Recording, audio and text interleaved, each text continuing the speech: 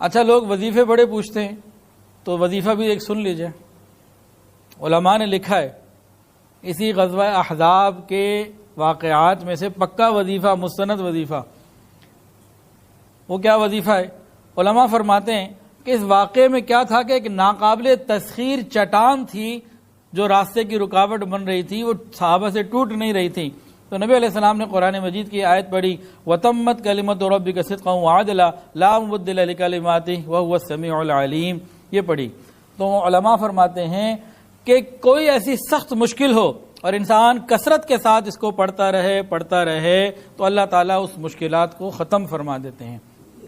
سورہ انعام آیت نمبر 115، وَتَمَّتْ كَلِمَةُ رَبِّكَ صِدْقًا وَعَدْلًا لَا مُبَدِّلَ لِكَلِمَاتِهِ وَهُوَ السَّمِيعُ الْعَلِيمُ، اور اگر اتنا بھی پڑھ لیں تب بھی کافی ہے، وَتَمَّتْ كَلِمَةُ رَبِّكَ صِدْقًا وَعَدْلًا لَا مُبَدِّلَ لِكَلِمَاتِهِ، یہاں تک بھی پڑھ سکتے ہیں۔ وَهُوَ السَّمِيعُ الْعَلِيمُ پڑھیں، آپ کی مرضی، نہ پڑھیں آپ کی مرضی۔ کوئی بھی مشکل حالات ہوں اس کو کثرت سے پڑھیں۔ آسانی سمجھنا چاہتے ہیں تو ہر نماز کے بعد اس کو 21 دفعہ پڑھ لیں، ہر نماز کے بعد 21 دفعہ پڑھ لیں، اللہ تعالیٰ راستے کی مشکلات کو انشاءاللہ۔ یہ ایک وظیفہ ہے جو حضور پاک صلی اللہ علیہ وسلم نے خود بتایا ہے۔ ہر فکر، ہر پریشانی اور ہر غم اور ہر تکلیف سے نجات کا وظیفہ۔ جتنی پریشانیاں ہیں، جتنے غم ہیں، جتنی تکلیفیں ہیں،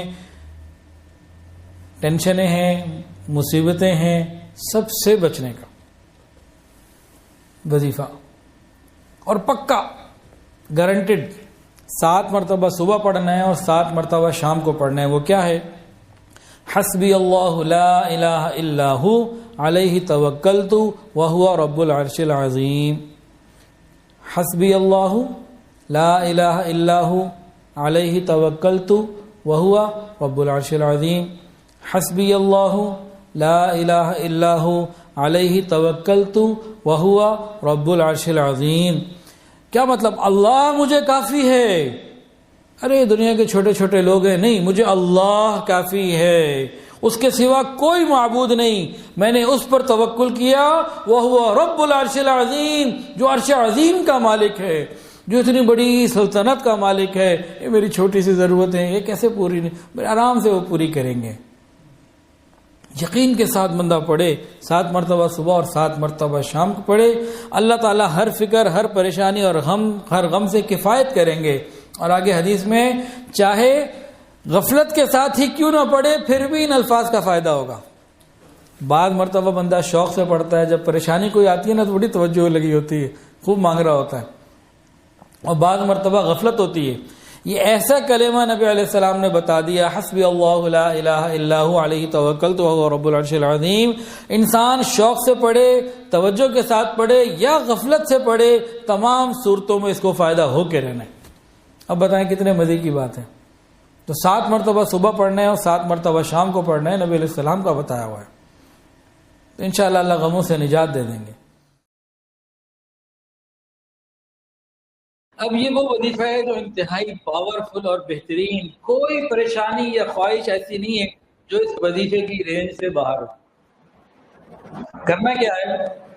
وضو کریں سنت کے مطابق، 2 رکعت صلاۃ الحاجت پڑھیں، جس وقت میں جیسے فجر اور عصر کے علاوہ کا وقت ہو، رات کا وقت ہو تو بہت اچھا، وضو کر لیں سنت کے مطابق، 2 رکعت صلاۃ الحاجت پڑھیں، اور اس کے بعد یہ دعا میں آپ کو پڑھ کے سنا رہا ہوں، یہ دعا اللہ سے مانگے، انشاءاللہ ہر حاجت پوری ہوگی، ہر خواہش پوری ہوگی، اللہ تعالیٰ کی طرف سے رحمتیں آئیں گی۔ وقت لگ سکتا ہے کیونکہ اللہ تعالیٰ کی رحمت سے دیکھتے ہیں کہ ہمارے لیے کون سی چیز کب مناسب ہے، ملے گی ضرور۔